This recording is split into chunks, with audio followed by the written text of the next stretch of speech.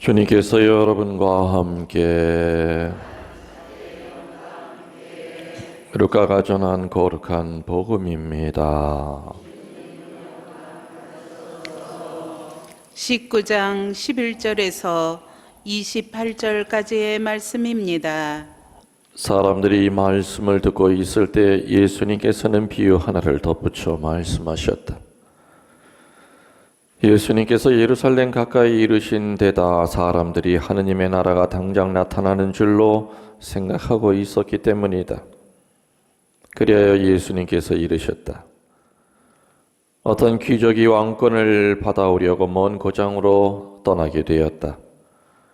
그래서 그는 종 10사람을 불러 10미나를 나누어 주며 내가 올 때까지 벌이를 하여라 하고 그들에게 일렀다.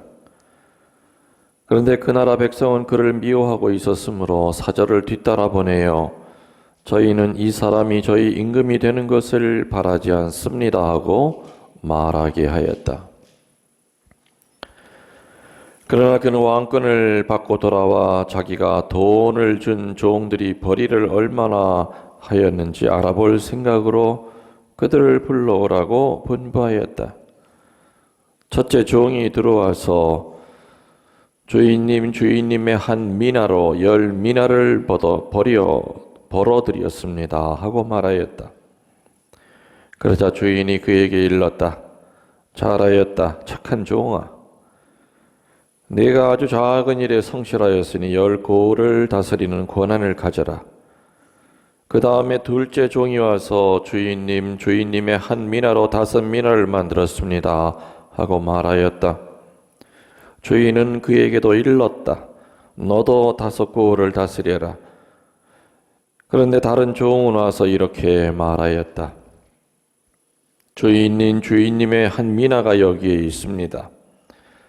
저는 이것을 수건에 싸서 보관해 두었습니다. 주인님께서 냉혹하신 분이어서 가져다 놓지 않은 것을 가져가시고 뿌리지 않은 것을 거두어 가시기에 저는 주인님이 두려웠습니다. 그러자 주인이 그에게 말하였다. 이 악한 종아, 나는 네 입에서 나온 말로 너를 심판한다. 내가 냉혹한 사람이어서 가져다 놓지 않은 것을 가져가고 뿌리지 않은 것을 거두어 가는 줄로 알고 있었다는 말이냐? 그렇다면 어찌하여 내 돈을 은행에 넣지 않았더냐? 그리하였으면 내가 돌아올 때 내 돈에 이자를 붙여 되찾을 것이다. 그리고 나서 곁에 있는 이들에게 일렀다.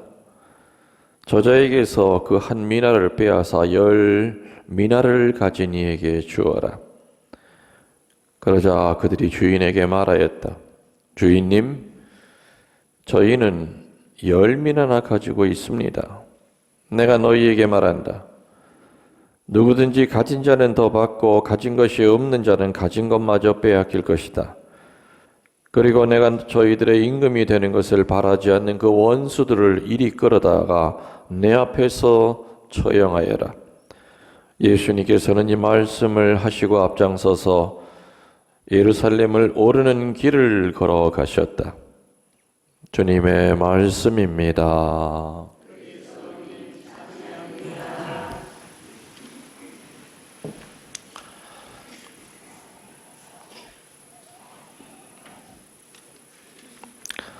찬미 예수님.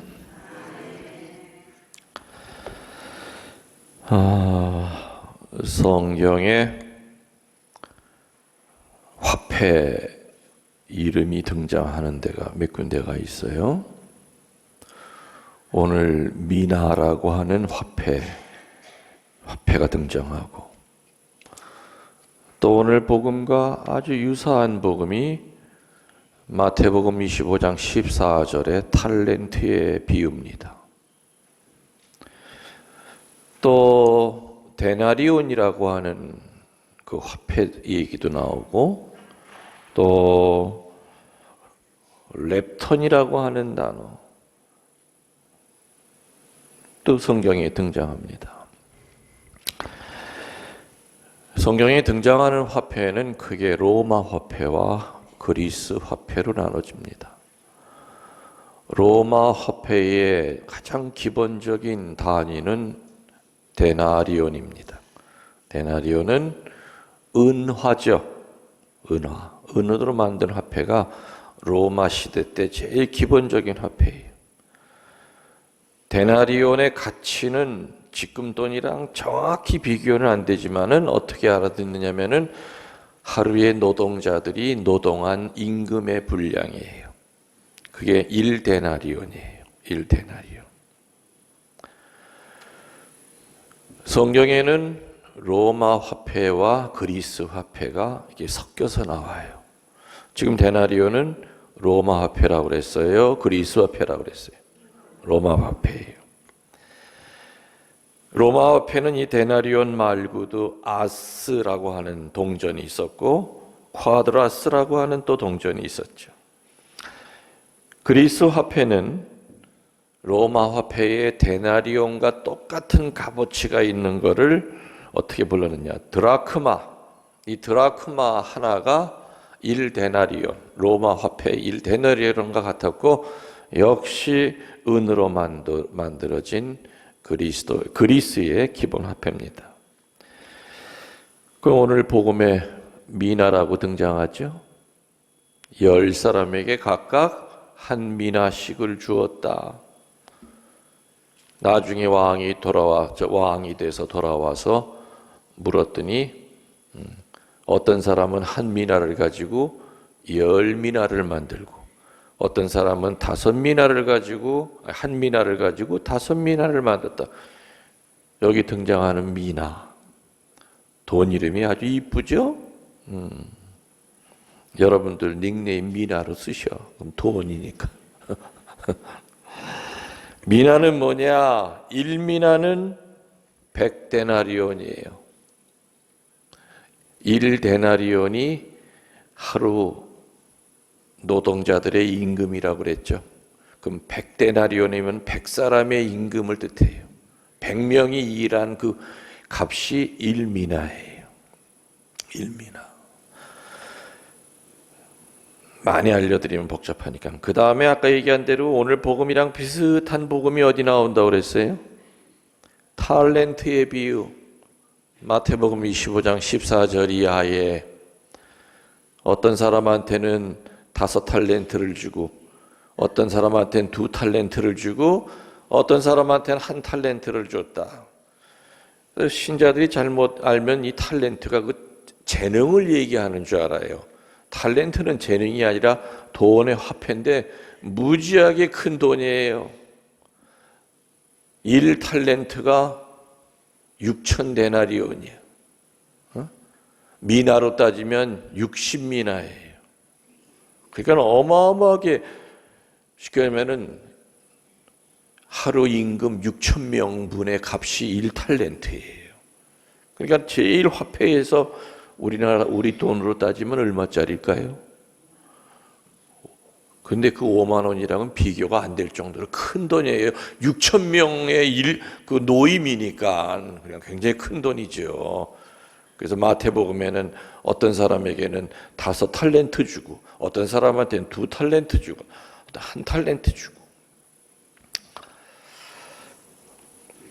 아무튼 오늘 복음은 미나의 복음이다 이렇게 얘기하고 그리고 같은 그 원전에서 따왔을 것이다. 마태복음에 나오는 탤런트의 비유와 내용이 비슷해요. 물론 중간에 조금 다른 건 있겠죠.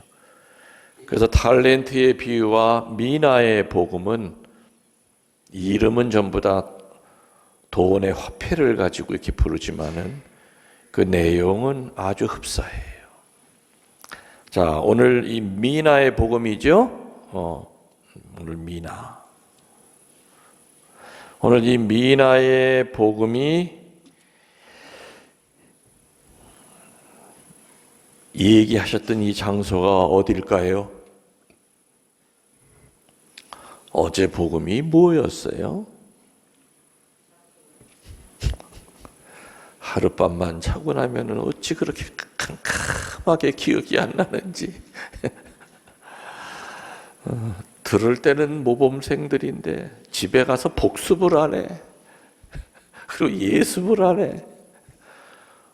어제 누구 얘기 나왔어요? 마지막에 자케오의 집에 들어가서 오늘 이 집에 구원이 있으리라. 나는 이런 양 한 마리 찾으러 왔다. 그 얘기가 끝났을 그때, 오늘 복음이 그때 시작하죠. 그렇게. 그러니까 오늘 복음은, 오늘 예수님의 얘기는 자케오의 집안에서 계속 이어져 나오는 얘기예요. 그때라고 시작이 돼요. 여전히 자케오의 집안에서 나오는 얘기라고 그랬죠. 그때라고 하는 것은 사람들이 말씀을 듣고 있을 때, 어떤 말씀이요? 오늘 이 집에 구원이 내렸다. 하느님의 아들은 이런 아들을 찾으러 왔다.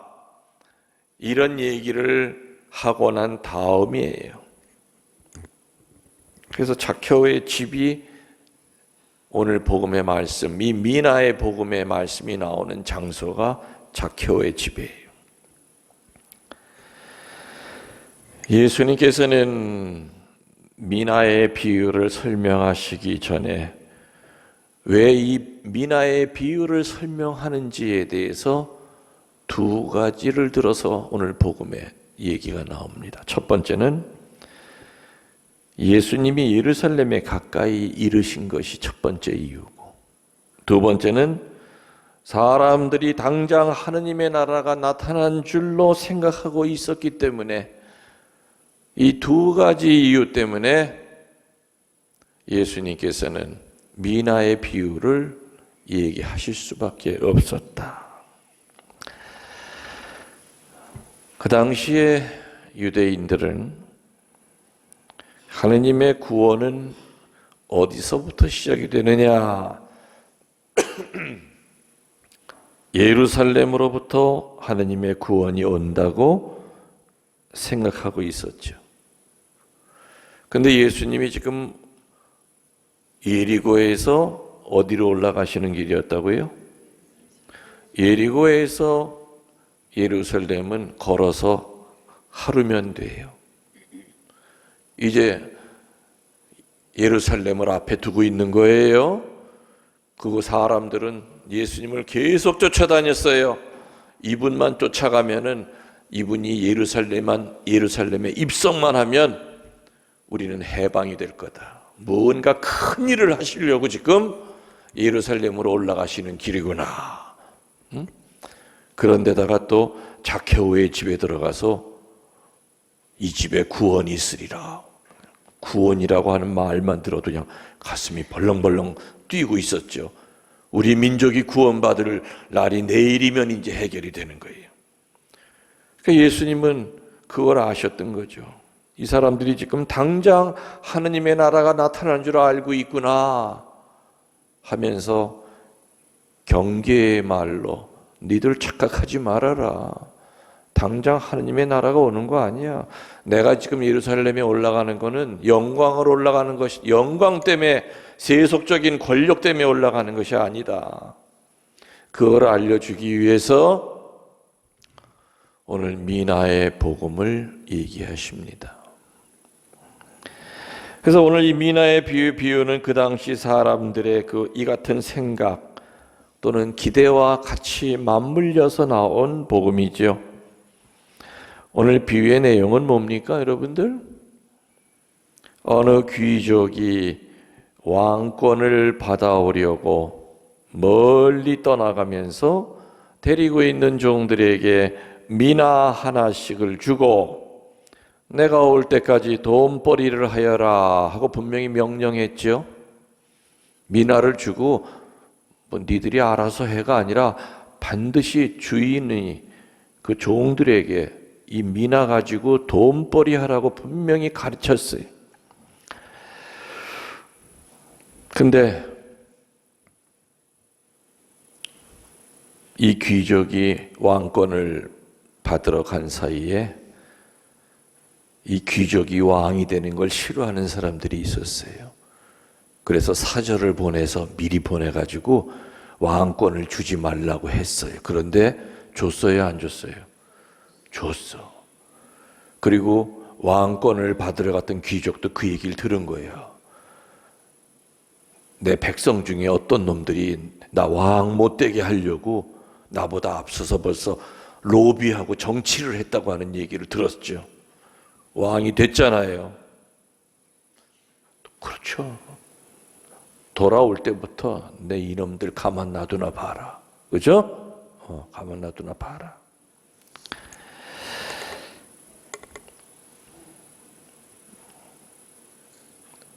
한 미나를 가진 사람이 10미나를 만들었다고 그랬어요. 한 미나를 갖고 5미나를 만들었다고 그랬어요. 이 두 사람은 칭찬받았죠? 거기에 또 합당한 보상을 받았어요. 너는 10고을을 다스려라. 너는 5고을을 다스리라. 근데 문제는 마지막 세 번째 사람은 저는 주인님이 아주 냉혹하고 차가운 분이시기 때문에 만들어봐야 다 뺏을 것을 내가 알고 그냥 한 미나만 그대로 갖고 있었습니다 하니까 아이고 아주 죽으려고 환장하는 얘기를 하는 거죠. 지금 그놈 죽이러 왔는데 거기다 더군다나 그러니까 이 인간은 어떤 생각을 갖고 있었던 게 분명히 왕권을 못 받아올 거라고 생각을 했던 거예요. 근데 그런데 내가 뭐하러 돈벌이를 왜 해 내가? 내가 돈벌이를 뭐하러 해? 왕도 되지 못할 놈한 명령을 내가 뭐하러 들어? 이렇게 딴 생각하고 있다가 호되게 당하죠. 저놈 거 뺏어라. 처형을 시켰다고 그랬어요. 처형. 그러면서 누구든지 가진 자는 더 받고 가진 것이 없는 자는 가진 것마저 빼앗길 것이다. 여기까지는 마태복음에 나오는 탤런트 비유와 비슷합니다. 그런데 마태복음에 없는 장면이 있죠. 조금 전에 얘기한 대로 귀족이 왕이 되는 것이 싫었던 백성이 사절을 보내요. 반대 의사를 전합니다. 그러나 귀족은 왕권을 받아오죠. 그리고 자기를 싫어하는 원수를 사람들이 보는 앞에서 처형시킵니다. 이게 바로 비유의 내용이에요. 자, 그럼 우리 비유의 교훈은 뭔가? 말 그대로 비유예요. 그럼 왕권을 받아오려는 귀족은 누구를 얘기하는 것 같죠? 예수님. 원래는 그때도 이런 비슷한 일이 있었어요. 헤로데가 죽고 난 다음에 아들 셋인데 세 번째 아들이 제일 셌어요. 그래서 이 아들이 로마 황제한테 가서 왕으로 인정받으러 갔었단 말이에요. 근데 실제로 역사에서는 인정을 못 받았어요. 그리고 인정을 못 받으니까 더 성질이 나가지고 유대 땅에 와가지고서는 더 폭군 노릇을 했었죠. 역사적으로는 그런 일이 실제로 있었어요. 근데 오늘 복음에 등장하는 이 귀족은 여러분이 생각하는 대로 예수님을 뜻해요. 그리고 그 귀족이 한 미나씩 줬다고 그랬죠? 그 미나는 뭘 뜻하냐? 하느님의 명령을 뜻해요. 하느님의 명령은 이 사람들에겐 종들에게 뭐예요? 돈벌이 해라 그거였죠. 성실한 종은 칭찬과 보상을 받은 그러한 종이고 노력하지 않은 종은 가진 것마저 빼앗기는 비참한 종으로 나옵니다. 그래서 오늘 복음의 핵심은 한마디로 성실한 노력을 해야 된다. 루카복음사가가 이 복음을 쓸 때는 어떤 분위기였느냐? 예수님 돌아가시고 난 다음에 벌써 시간이 한참 지났어요. 예수님 돌아가시자마자 곧 재림이 올 줄 알았는데 재림에 대한 이 의식도 점점 희미해져 가고 있었고 더더군다나 박해가 여기저기 오기 시작했죠. 곧 주님이 올 줄 알고 있었는데 아무리 봐도 주님의 재림은 곧 있을 것 같지도 않고, 더군다나 박해는 세게 들어오기 시작하면서 교우들이 죽어나가고, 재림 기대 사상이 열버져 갈 때 쓰여진 복음이었죠. 한마디로 박해를 견뎌라 이겁니다. 왕권을 받으러 간 네 주인이 그냥 오지 않아. 반드시 되돌아올 거야. 되돌아올 때 성실하게 돈벌이한 종한테는 상과 보상을 줄 거고, 주님이 다시 안 올 거라고 혼자 스스로 단정한 종한테는 벌이 내려갈 것이다. 루카복음사가는 박해가 일어나는 이 상황에서 그리스도인들이 어떻게 살아가야 하는지를 이 미나의 비유를 통해 제시하려고 했던 겁니다. 오늘 내가 성실히 노력해야 하는 작은 일이 무엇인지를 우리들은 묵상해야 됩니다. 또 하루하루 살아가면서 참고 견뎌내야 하는 박해가 무엇인지를 생각해 봐야 됩니다. 오늘 복음에 등장하는 종은 바로 우리들을 나타내지요. 우리들은 우리 주인이신 하느님에게 여러 가지 명령을 들었어요. 십계명을 비롯하여 천국에 가기까지 무엇 해야 되고 무엇 하지 말아야 되고 하는 것들을 우리는 정말 많이 듣고 살아요. 이 길을 벗어나면 너는 죽는다. 이 길이 비록 험하고 힘들어도 가시밭길이라고 하더라도 이 길을 벗어나면 너는 죽는다.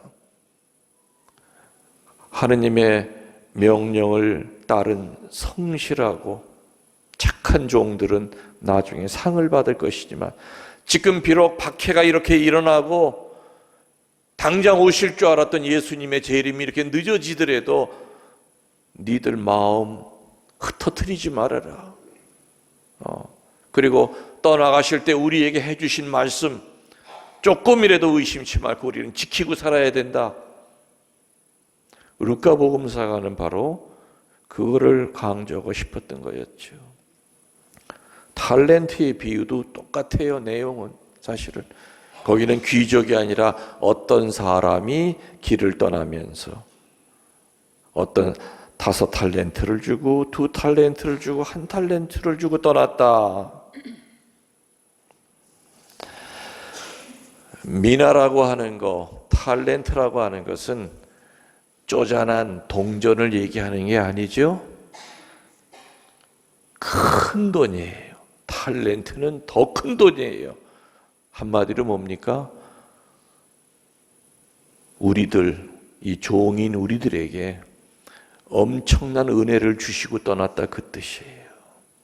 엄청난 은혜를 세례성사를 통하여, 견진을 통하여, 고백성사를 통하여, 미사 때마다 성체성사를 통하여, 사제의 말씀을 통하여 째째한 동전 한 님 1원짜리 100원짜리 주고 떠난 게 아니라 상상도 못할 큰 은혜를 우리에게 맡기고 떠나셨다. 그래서 그걸 가지고 성실하게 살아라. 성실하게 살지 않고 주님의 재림이 없을 거라고 착각을 하고 산다면, 나에게는 심판이라는 것이 있을 수 없다고 오만 불순하게 방자하게 산다면, 주님이 다시 오시는 날 게으른 종들은 어떻게 된다고요? 처형당할 것이다. 불붙는 지옥에 떨어질 것이다. 나나 여러분이나 우리 주인이신 하느님에게 달란트도 받은 적이 있고 오늘은 또 미나까지 받았어요. 이렇게 큰 축복을 받은 귀한 존재들이기 때문에 그분의 가르침대로 살려고 애써야 되고, 당장 손에 축복이 눈에 보이지 않는다 하더라도 이미 벌써 받은 축복을 잃어버린다면 바로 그것이 큰 죄요 유감이라고 하는 것을 명심하도록 합시다. 아멘.